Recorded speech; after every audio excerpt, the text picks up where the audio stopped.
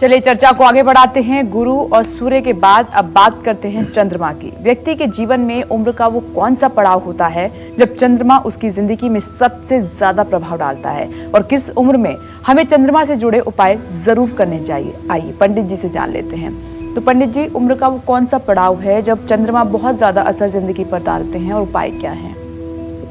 सही बात तो यह है कि चंद्रमा मन का कारक ग्रह है, चंद्रमा माता का कारक ग्रह है, चंद्रमा पानी का भी कारक ग्रह है। चंद्रमा अगर आपकी जन्म कुंडली में 10 वर्षों की अपनी महादशा में है या फिर उम्र के 24वें 25वें साल में है आप, तो आपके जीवन को ये चंद्रमा प्रभावित करेगा।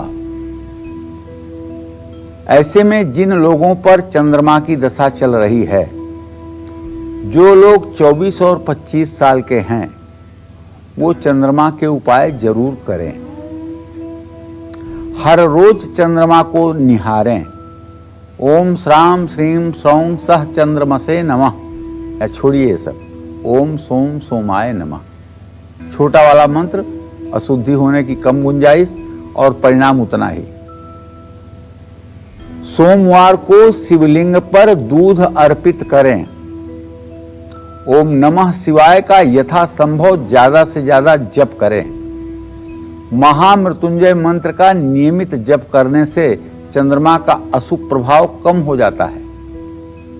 हर सोमवार को 2 पैकेट दूध या चावल किसी जरूरतमंद को दान करना चाहिए।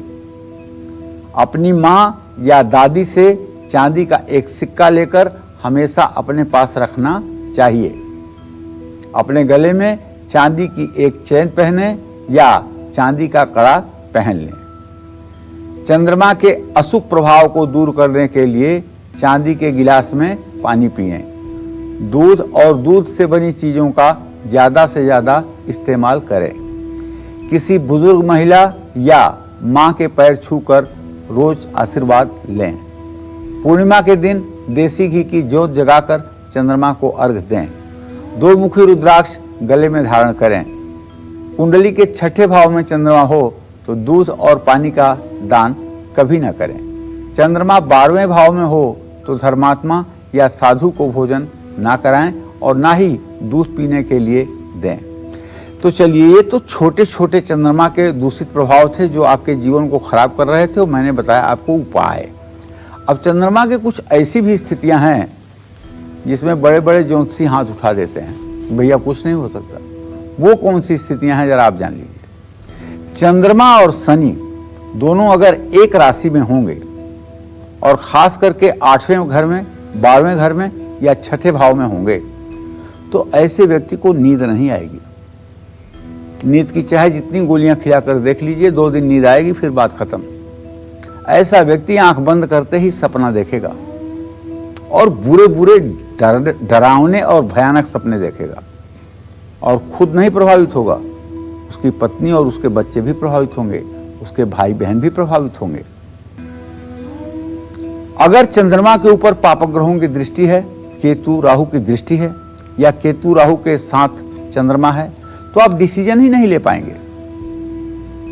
कोई निर्णय लेने में आपको 6 महीने लग जाएगा, जिसके कारण तब तक शुभ अवसर आपके हाथ से छीन जाएगा। तो उनका भी ये उपाय जो मैंने आपको छोटा छोटा बताया है, ये उपाय तो ऊंट के मुंह में जीरा होगा। उसके लिए भी आपको बड़ा उपाय करना पड़ेगा। जैसे बड़ा उपाय क्या है? बड़ा उपाय ये है कि ओम सोम सोमाय नमः, दधि शंखम तुषाराभम क्षीरोदारणव संभवम नमामि शशिनम सोमम संभो मुकुट धारणम। ओम इमं देवाः असपतनक वं सुभद्वं महते छत्राय महते ज्येष्ठाय महते ज्ञान राज इंद्रस इंद्रियाय इमुष्ये पुत्रमस्य विष एष ओमी राजा सोमो अस्माकम ब्राह्मणानाम वं राजा। ये वैदिक मंत्र है। इन तीनों मंत्र में से किसी मंत्र का 50,000 जप सोमवार के दिन होना चाहिए, और कम से कम इसे 12 ब्राह्मण मिल करके करेंगे तब ये पूरा होगा। और उसके बाद हवन तर्पण मार्जन भी होना चाहिए, और 5 किलो चावल, 3 मीटर सफेद कपड़ा, 1 बजने वाला शंख, 1 मोती की माला और 1 चांदी का सिक्का, इतना चीज अपने पुरोहित को सोमवार को दान करना चाहिए। फिर आपको नींद भी आएगी और आप बुरे सपने भी नहीं देखेंगे, आपका परिवार भी सानंद जीवन व्यतीत करेगा और मंगल के जितने दूषित प्रभाव हैं उन दूषित प्रभावों से आपकी जिंदगी बच जाएगी। लेकिन यह उपाय साल में एक बार फिर से कराना पड़ेगा, ऐसा नहीं कि एक बार से ही पूरा जीवन पार हो जाएगा। नमस्कार, मैं हूं मानक गुप्ता। अगर आपको हमारा ये वीडियो पसंद आया हो तो इसे लाइक और शेयर जरूर करें और हाँ, हमें सब्सक्राइब और फॉलो करना ना भूलें ताकि आप देश और दुनिया की कोई खबर मिस ना करें। तो जुड़े रहिए हमारे साथ और देखते रहिए न्यूज़ 24।